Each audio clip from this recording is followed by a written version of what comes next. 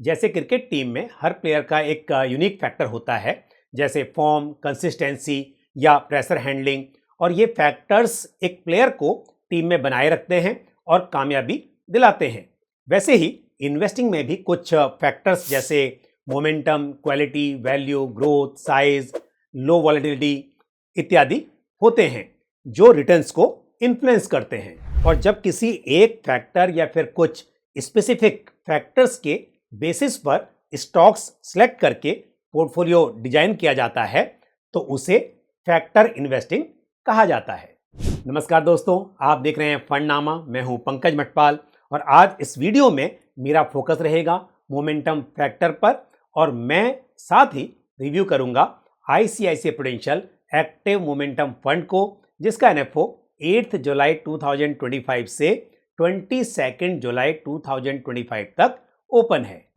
Momentum investing का मतलब होता है कि जो स्टॉक्स फॉर्म में हैं उन्हें चुनो और उनमें बने रहो, और जो फॉर्म से बाहर हैं उन्हें पोर्टफोलियो से ड्रॉप कर दो। बिल्कुल एक प्लेयर की तरह कि जब तक फॉर्म में है तब तक टीम में है।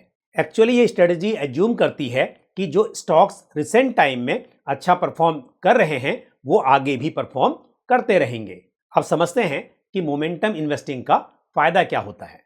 मार्केट के ट्रेंड्स अक्सर धीरे धीरे बनते हैं और फिर काफी समय तक बने रहते हैं, कभी कभी कई महीनों तक या कई बार कई सालों तक भी।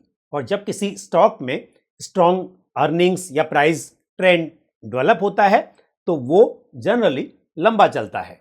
इसका एक परफेक्ट एग्जांपल है इंडिया का फार्मास्यूटिकल सेक्टर। फाइनेंशियल ईयर 2016 से 2020 के बीच टॉप फार्मा कंपनीज की अर्निंग्स गिरती गई और साथ ही स्टॉक प्राइसेस भी उसके साथ नीचे जाते गए।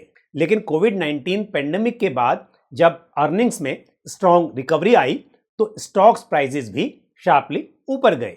ये क्लियरली दिखाता है कि जब मोमेंटम बन जाता है, चाहे वो प्राइस का हो या फिर अर्निंग्स का, तो उस पर बेस्ड स्ट्रेटजी लंबे समय तक काम करती है। दूसरा बेनिफिट यह है कि ये स्ट्रेटजी इमोशनल बायसेस जैसे कि डिस्पोजिशन इफेक्ट को दूर रखती है। इसका मतलब यह हुआ कि बिहेवियरल बायसेस के अगेंस्ट काम करती है, जहां लोग फायदे वाले स्टॉक्स जल्दी बेच देते हैं और जिन स्टॉक्स में नुकसान हुआ है वहां पर बने रहते हैं। ये स्ट्रेटजी इसके विपरीत काम करती है। मोमेंटम इन्वेस्टिंग का एक फायदा यह भी है कि जैसे मार्केट का ट्रेंड बदलता है, ये ऑटोमेटिकली इन्वेस्टमेंट स्टाइल चेंज कर लेता है। जब एक ट्रेंड सेट हो जाता है तो जनरली वो मोमेंटम के साथ आगे बढ़ता है। मोमेंटम स्ट्रेटजी उन्हीं स्टॉक्स को होल्ड करती है जो अच्छा परफॉर्म कर रहे होते हैं और जो वीक हो जाते हैं उनसे जल्दी एग्जिट ले लेती है। मोमेंटम इन्वेस्टिंग मार्केट के ट्रेंड को कैप्चर करता है, इसलिए ये बिना किसी रुकावट के इजीली एक इन्वेस्टमेंट स्टाइल से दूसरे स्टाइल में शिफ्ट हो जाता है। जैसा आप यहाँ पर देख सकते हैं कि जब यूरोपियन डेट क्राइसिस और ग्लोबल फाइनेंशियल रिस्क उभरने लगे तब मोमेंटम ने वैल्यू स्टॉक से शिफ्ट करके हाई क्वालिटी और लो रिस्क स्टॉक्स को प्रीफर करना शुरू कर दिया। मोमेंटम स्ट्रेटजी मार्केट के साथ साथ अपना स्टाइल बदलती रहती है। जैसा कि आप यहाँ पर देख सकते हैं कि ईयर 2014 में नई सरकार के आने के बाद मोमेंटम ग्रोथ स्टॉक्स की तरफ शिफ्ट हो गया, क्योंकि इन्वेस्टर्स को भरोसा था इकोनॉमी पर। एक मिथ है कि मोमेंटम सिर्फ प्राइस बेस्ड होता है, लेकिन सच ये है कि प्राइस मोमेंटम और अर्निंग मोमेंटम्स दोनों भी देखे जा सकते हैं। यानी कि वो कंपनीज जिनकी अर्निंग्स कंसिस्टेंटली इंप्रूव हो रही हैं वो भी मोमेंटम का हिस्सा हो सकती हैं। अब बात करते हैं ICICI prudential active momentum fund की। ये एक ओपन एंडेड इक्विटी स्कीम है जो इन्वेस्ट करेगी मोमेंटम स्टॉक्स में।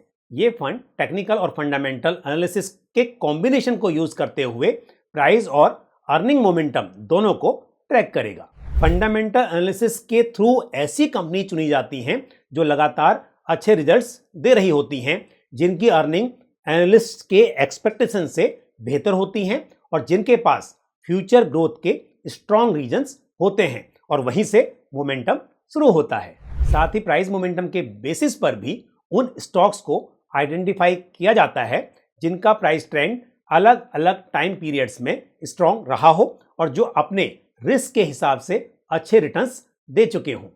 इस स्कीम में अक्रॉस सेक्टर्स और अक्रॉस मार्केट कैप इन्वेस्ट करने की फ्लेक्सिबिलिटी है और साथ ही इन्वेस्टमेंट स्टाइल और अप्रोच भी सिचुएशन के हिसाब से बदला जा सकता है। आईसीआईसीआई प्रूडेंशियल म्यूचुअल फंड के एनालिस्ट फिलहाल लगभग 625 fundamentally strong backed by good corporate governance stocks cover करते हैं। प्रोप्राइटरी मॉडल से उनका मोमेंटम एनालाइज करके उनमें से लगभग 50 स्टॉक्स पोर्टफोलियो में लिए जाएंगे। ICICI prudential active momentum fund का बेंचमार्क है निफ्टी 500 टीआरआई और इस फंड को मैनेज करेंगी मिस मनस्वी शाह और साथ ही ओवरसीज इन्वेस्टमेंट को मैनेज करेंगी मिस शर्मिला डिसिल्वा।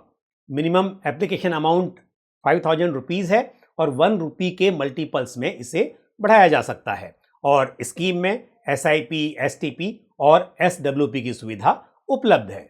यदि यूनिट्स अलॉट होने के विद इन 12 मंथ्स उन यूनिट्स को रिडीम किया जाता है तो उस पर 1% का एग्जिट लोड एप्लीकेबल होगा, लेकिन 12 मंथ्स का पीरियड खत्म हो जाने के बाद कोई एग्जिट लोड रिडम्पशन पर एप्लीकेबल नहीं होगा। और मैं एक बार फिर आपको बता दूं कि एनएफओ 8 जुलाई 2025 से 22 जुलाई 2025 तक ओपन है और क्योंकि ये एक ओपन एंडेड इक्विटी स्कीम है तो एनएफओ क्लोज होने के बाद एक बार फिर से ये कंटिन्यूअस सेल और रिपर्चेस के लिए ओपन हो जाएगा। तो यदि आप अपने पोर्टफोलियो में एक डायनेमिक स्ट्रेटजी चाहते हैं जो मार्केट के साथ मूव करे, बायसेस से दूर हो और ट्रेंड्स के साथ चल सके, तो आप ICICI prudential active momentum fund में इन्वेस्ट करने पर विचार कर सकते हैं। आपको इस बात पर भी ध्यान देना चाहिए कि ये फंड जो है ये फैक्टर इन्वेस्टिंग पर बेस्ड है, तो आपके ओवरऑल पोर्टफोलियो का एक छोटा हिस्सा इस तरह के फंड्स में एलोकेट हो सकता है। मेजर एलोकेशन आपको हमेशा डाइवर्सिफाइड फंड्स जैसे कि फ्लेक्सी कैप, मल्टी कैप या फिर large cap, mid cap, small cap, इस तरह के फंड्स में करना चाहिए। साथ ही यदि आप इस फंड में इन्वेस्ट करते हैं तो आपका इन्वेस्टमेंट होराइजन 3 to 5 ईयर्स या उससे अधिक का होना चाहिए। तो मुझे उम्मीद है कि ये जानकारी आपको पसंद आई होगी। यदि आपका कोई भी सवाल या सुझाव हो तो आप कमेंट बॉक्स में पोस्ट कर सकते हैं। आज के लिए बस इतना ही। मुझे दीजिए इजाज़त। अगले वीडियो में फिर किसी इंपॉर्टेंट टॉपिक के साथ आपसे मुलाकात होगी। नमस्कार।